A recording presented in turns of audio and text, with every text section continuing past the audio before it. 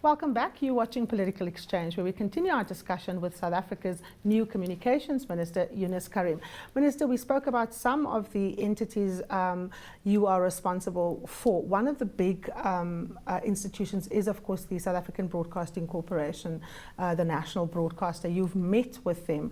There are some critical positions that need to be filled: the CFO, the COO, and a number of other, rundown positions that needs to be looked at. But from your initial interaction with the management and the board of the SABC, are you confident that the people there have the necessary skill set to implement what needs to be done? Are you confident that they will be able to run with the process? Well, firstly, it's an interim board. Its term comes to an end, as I understand it, I think late September. It's been there for a very limited period. The board is doing the best it can. The best under it very can? difficult What does that circumstances. mean? Are you setting the bar very low? No. Well, we all know that the SABC has been very challenged. As government, we take our fair measure of responsibility for that.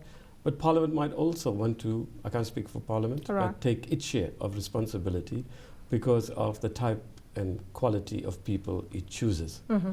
Now, these people have been brought in a situation where the previous boards, not just the last one, had not functioned effectively. So it's a very difficult situation that they started with. And so you can't hold the small current interim board fully responsible for the current challenges. So nor can you expect that in the limited period they've got, coming from the challenged period they have, that they're going to wave a magic wand and change the SABC overnight. What their task is, as I understand it, is to create the foundations for a more effective SABC now, in the period. They're not the first interim board. Yes. They're not the first interim board, Minister. I mean, the board appointments have been bedeviled by a number of issues: political interference, direct political interference, the ability or the attempt to use board appointments to extend patronage. And of course, the very worrying trend that many of the people appointed to the board have very little knowledge of broadcasting in the 21st century, have very little knowledge about public broadcasting and its role. What about the process that now has to be put into place to elect a new board, or to appoint rather a new board, which I know that is driven by Parliament, but certainly you can set the tone as Minister, is going to have to avoid those pitfalls so that we come up with this, a group of people that will be respected, who have the kind of skills set that is required and the ability to actually run that institution. Many of the problems at the SABC are self-inflicted. Well, firstly, I have a very limited role, as you know, as a minister. But Skhumbuzo Kolwane, the chair of the parliamentary committee, says there have been over 100 applications. And he suggested that the quality is reasonable. Now it's for them as Parliament to be strategic in how they choose the final tally of members. Now, I'm clear there is a need for the parliamentary committee to conform more to the requirements that are set out in the legislation. Now, we'd be very foolish and foolhardy to repeat the lessons of the past. And the mistakes, you mean? Yes, and my sense is that everybody, government, even Parliament, people within the SABC, other stakeholders in civil society, the private sector, the unions, have reached the end of their tether. And my sense is that this time around, you're going to have a very good board chosen from the pool that is there. I have no idea of who's applied or sense of what the quality is, but I'm encouraged by what the chairperson of the parliamentary committee has said. You're absolutely right. We need to ensure that the nominations to the president reflect the law and reduce the patronage. Now, you see, we must be clear, there's obviously an understanding, and this is in the established democracies too, that the party in power, which runs the parliament as a majority, will obviously seek to look for progressive people. But there are enough progressive people around who share the values of the majority party and the constitution, who are also very technically equipped. Now, we have a sense that people have become alienated, that obviously there are some people who wouldn't even apply.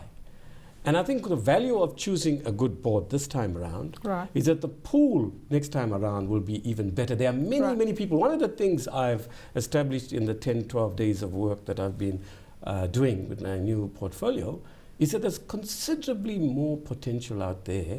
There are far more skills and expertise out there that just haven't been used. And what I want to say is that it's not just choosing individuals.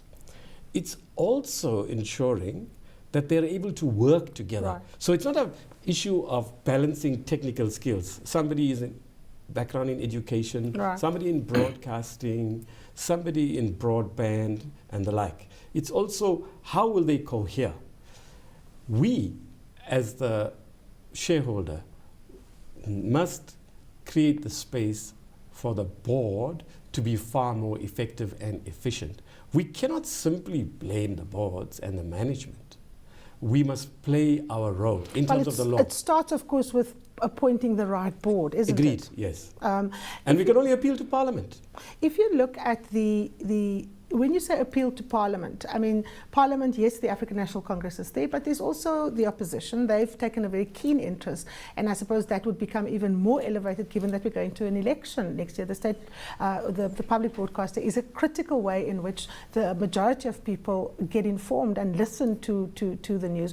How are you going to prevent an elevated and almost loaded political environment that will be created as a consequence of us getting to the election, to not bedevil that process again, where the process is so politicized that people lose complete sight of, what the actual mandate is and the kinds of people that we actually need to send to the SABC to carry out the responsibility of acting like a public broadcaster. Well, it could be argued that precisely because an election is looming, and a challenging election in that actually the imperative to choose the best who will serve the public broadcasting role that the SABC is meant to is greater now than would otherwise be the case.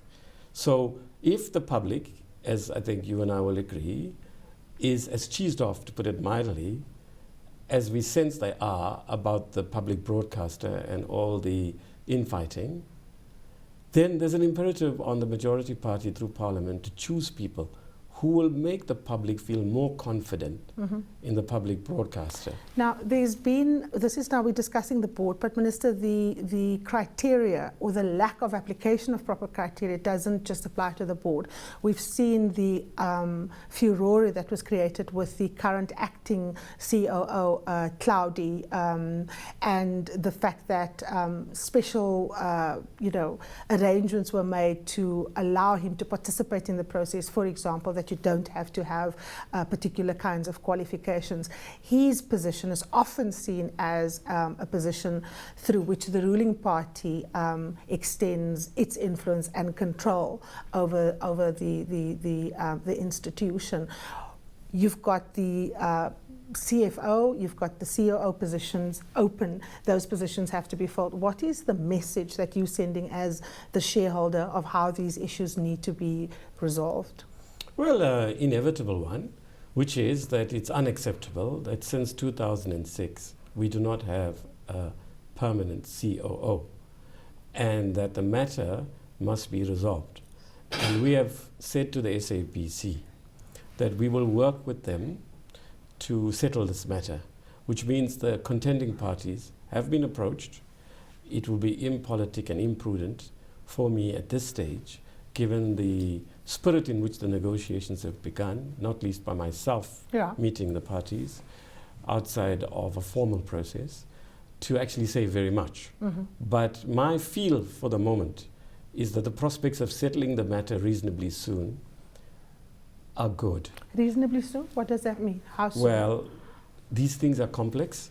At the moment, there's informal negotiations taking place, but they have to be formalized by lawyers on all sides. Now, the parties involved, the SABC, our ministry and department, and the individual concerned, are at the moment engaged in very sensitive phases of negotiations process that is not going to be endless. Right. And if all goes well, may I stress, within the next 2-3 weeks, we'll have come to an amicable settlement.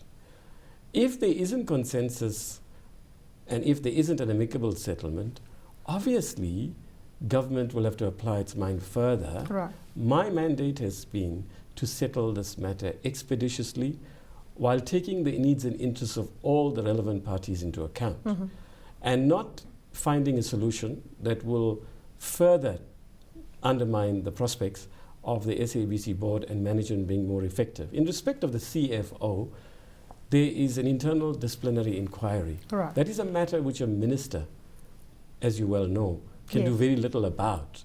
All we've sought to do in our engagements with them is to say to them that, look, can you settle this matter within the law, Right. as fairly as possible, expeditiously? And we've been told of the deadlines, and I don't think it's appropriate to broadcast this in a public domain like this. What I must stress, that in regard to all the issues related to the SABC, the better support from the department and ministry for the interim board to function more effectively, the settlement of the outstanding matters related to senior managers. Let's talk all about of these issues, may I stress. We have set up a joint technical team. Okay. We met with the SABC 2 Wednesdays ago. We are back there next Tuesday morning to take those matters forward. What is the tasks of this technical team? How is it comprised? Are there people from the SABC, from the ministry? Just take us through it. Well, there's equal representation from the ministry and the SABC. When I mean ministry, I include department officials. We have agreed. And what's their brief? What is their it brief is firstly to finalize the shareholder compact, to look carefully at the financials and what they show, and how those issues that the Auditor General has raised before are being addressed, and what is reasonably possible to do within 9 months, bearing in mind that a new board will come into effect at the end of September, and they'll need some space and time to find their feet. We've also discussed with them the need to settle, following this initiation of this informal process, the outstanding issues of senior managers. Yes. Fourthly, how can we agree on us as the ministry and department exercising more effective oversight while not interfering in their public role? Sixthly, we're talking about digital migration. We need a program around that, a more precise sense of what the challenges are, how we as a ministry might be able to help. Sixthly, we've said to them that we have to be very clear that we need better relations between management and the unions. Seventhly, actually, I've indicated that to the extent it's consistent with my role, I will personally, regularly go to the SABC. They didn't come to us in Tshwane, we went to them in Johannesburg, Auckland Park. I also last week addressed all the staff and opened up for discussion. And the sense I got from many people, not least those who have my access to my cell phone and my email address, which hasn't changed since 1995, so it's more abundantly You're a public servant. abundant. But I'm just telling you the number of SMSs I got from staff members to say, look, we were very, very happy that you spoke with us and gave us the space, moreover. And if that's what's going to help, because ultimately it's the staff down there, it's not just the senior managers, right, that need to be more content. For them to be more productive, there has to be a better relationship between the board, management, and them. If it's necessary, I am prepared during the 9 months that I had, with all my responsibilities, to go back there every quarter and speak to the staff. But without interfering, I'm not going to get involved in labor relations issues around, wages and so on. That's not my role. But, if they want some facilitation in some respects, where it's appropriate, we'll do that. But most importantly, what I've said to them, the Deputy Minister, Stella Ndabeni-Abrahams, and I are here. We are here to help. We need you to work better. In terms of the news department, there's been a lot of attention on that. We've seen people come and go. We've seen very expensive golden handshakes from Dalim Pofo to Phil Molefe, lengthy drawn-out CCMA and court battles.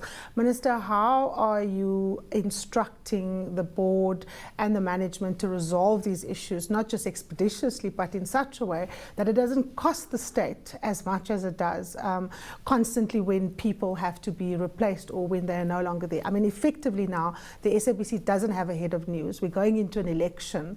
The public broadcaster has an absolutely critical role to play in that process.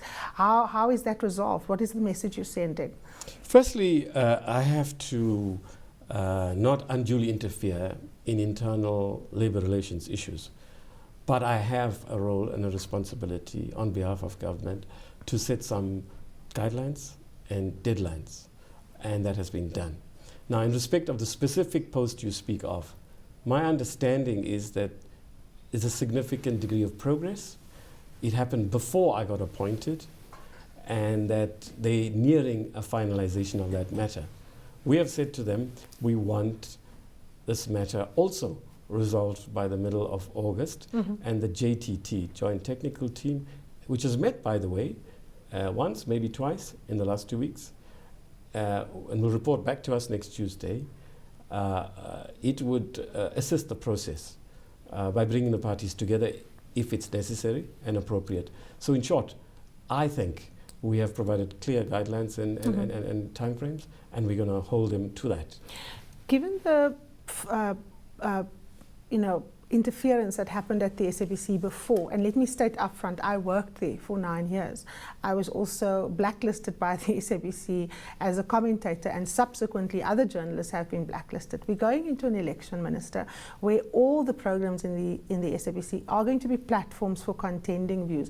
Many people argue that the factional battles within the ruling party manifest itself in the SABC and the way in which senior managers, be it in the news department or other departments, believe they ought to serve what they think are political masters, that there's no direct notice that says, the African National Congress has instructed, but many people interpret their role to be watchdogs of the party of some sort, with disastrous consequences for the reputation of the organization, but also for the work that it needs to do.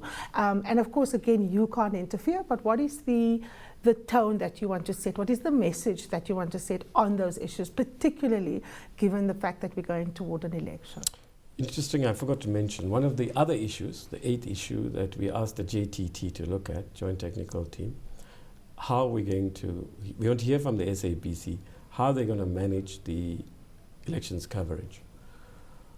Firstly, I'd like to say, beyond that my sense is that even in the established democracies, which have had such a wealth of experience, right, public broadcasters become the site of inevitable tussle and contestation, subtle though it may be. Right. If you look also at the war on Iraq and how politicized the coverage of that was, hey, can't we be understanding? We're an emerging democracy, a volatile, fragile democracy with huge income inequalities. We need to understand that we're not going to be able to eradicate completely those challenges. Also, partly I suspect that because we're an emerging democracy and we're still defining our character, the way these tussles that play out in every democracy in the world when it comes to a public broadcaster are more crude, less polished, less sophisticated, let's put it, more discoverable. Look, but I agree. I agree with you totally. That that same battle takes place in a newsroom where yes, the commercial or the shareholder is a private individual. It's not as if news is ideologically neutral or value-free. I yes, understand that. Yeah. What I am trying to get to, Minister, is what is the tone that you're setting as the communications minister for an institution such as the SABC not to be abused for narrow party political purposes, and not for narrow factional battles? Yeah, obviously, which minister wouldn't say that? The issue really is, what do I mean about it? What do I mean? How far do I mean it? Yeah. And what exactly I'm going to do? Well, in the first instance, we've asked them to give us a report on what the SABC itself. You see, it's not for me to go there and instruct them. You won't win cooperation, and you won't win people's support for delivery if you go there and be over-judgmental. So what we've done is we said, give us a report, which we'll receive next Tuesday. What we want to know is how you're going to cover the elections, given that it's going to be a more contested elections than in the past, presumably there's going to be more tussles around this. But you And need leadership, presumably, isn't yes, it? presumably, what's going to happen is more people are going to claim in the public space, we are being denied access. Yeah. Okay? Now, what we have said to them is take that into account, come to us. There wasn't enough time then, though we spent many hours there. We said, we're coming back within 2 weeks, which is exactly what we're doing next Tuesday. Tell us what you're going to do on those issues. But you see, might I stress, where people are narrowly factionalist in the way you present it, they don't serve the goals of the country. They don't serve the goals of the majority of the people out there. In fact, the majority of the people One can argue not even the very party they claim to represent. Because what happens is they alienate at least the more intellectual strata, who then say, look, I don't want to vote for this party. So it's not in our self-interest to have this. But that there will be contestation is inevitable. What we can seek to do as a ministry and government, let me apply my mind more. And later when you call me and say, Mr. Carrim, what did you do about that? I'll answer more specifically. I need to apply my mind more. I need to consult with my Deputy Minister. I need to look at what are the norms.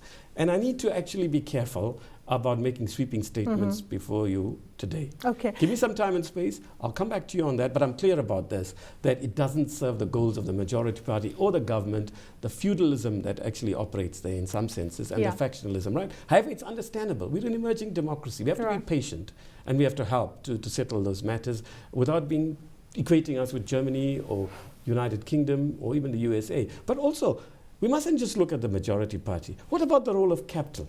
Yes. Right? And how it, in a variety of different ways, the private sector influences the shape and outcome. Well, I, for one, would like to see more diversity in the analyst when one looks at the budget every year, and not just look at mainstream economists, looking at whether we're doing well or what our trajectory is as an emerging economy. But Minister, let's shift gear quickly.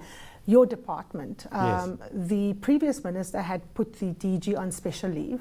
Have you resolved that matter? What is the position of the DG in the department now? And more importantly, what are you doing to capacitate the department to actually do its work? There's been a lot of allegations that the department is run, also in a very unprofessional manner, that people aren't allowed to do their jobs, that it's a lot more to do with patronage than with actual policy and work. Let's start with the DG. What is her position? Is she unsuspended now? Well, she won her legal case. So she's legally the Director General. Are you keeping her? Yes. My term ends in May next year. Whatever the new minister, whoever comes back, whatever the president decides, they can apply their mind further to whether she is appropriate to this role. But for now, it is very clear. Yeah. She is the DG. I have had 3 meetings with the senior managers and said to them, whatever your differences, you know what? You have no choice. She's a Director General. Everything that applies to what a Director General has to do applies to her. If you don't like her, tough. She's here to stay until the term ends. She may well be there beyond that. It would be absurd to go to court yet again. We're already in the public domain far too much. Yes. For the if you wrong were to forego her, she's going to go to court. Now, how are you going to replace her with a permanent DG without the court processes being finalized? How are you going to find a Director General in the next 6 to 9 months? So, for a variety of reasons, she will remain as the Director General. I have also facilitated dialogue between her and those who are unhappy with her performance and her role. As far as the parliamentary committee is concerned, I have spoken with the chair of the committee, and I'm seeking to meet the committee with the Deputy Minister and her shortly when the parliamentary term reconvenes, for her to actually appropriately respond to their concerns about what she happens to have said in Parliament in a way that's consistent with what a Director General should do, having been accused of what she has. So the chair of the committee is open to that. Obviously, he's merely the chair. We don't know what the committee will decide, but we're going to Parliament as soon as possible to regularize and to make up for what happened some months ago. We have also recognized that there are vacancies that need to be filled. Right. And within 2 weeks, those 2 Deputy Director General and other senior managerial roles will be advertised. And obviously, we will look for the best skills possible. Now, we recognize that there are skills deficiencies within our department, and we've brought in, and are still to do more of that, advisors to actually provide for the skills gap to be covered. I have also reached out, you might be interested to know, to private sector people, to commentators, especially those who've been critical of my appointment. In fact, 3 of them have been found to say, look, I'm seeking to set up a broader advisory forum. I've already arranged to meet them, and I'm going to bring all of these commentators in the media, the ICT sector, to a meeting within the next 2 to 3 weeks for them to speak their mind, and the department be there, and whoever else. So let's hear them. So in short, whatever skills we lack, and we're appealing, anybody who's got anything to contribute to make the ICT sector of our country more effective is welcome to contribute. Minister, we've run out of time, but I'm going to push one last question. Your predecessor is being investigated by the Hawks. They've confirmed that they're looking at the matter. There was a long investigation. She's reported to the Portfolio Committee. Quickly, your comments. This is the first time we have a member of the executive who isn't just acts from a position, but there's actual proceedings, or rather a process to look at what wrongdoing has been done in an attempt to hold her accountable. Is this a good thing? Well, I'm not a forensic investigator or a judge or a policeman. I'm talking about the principle of the matter here. Well, anybody, whoever it is, who has done wrong, if that's what they've done, must actually be treated within the law. But my understanding from the public domain, mind you, yesterday I read that she said she's got nothing to hide. She has not been approached by the Hawks yet. And if indeed she is, she's happy to cooperate. So that's what she said, which is a very good response. So I can't judge what really happened. But certainly, if anybody does wrong, whoever they are, this is a constitutional state. This is a democracy. They must deal with the consequences. But I don't know that she has. There's been a lot of allegations. And it's for the judicial system and the police and whatever other stakeholders involved in that criminal justice system to deal with it. But she says she's happy to cooperate.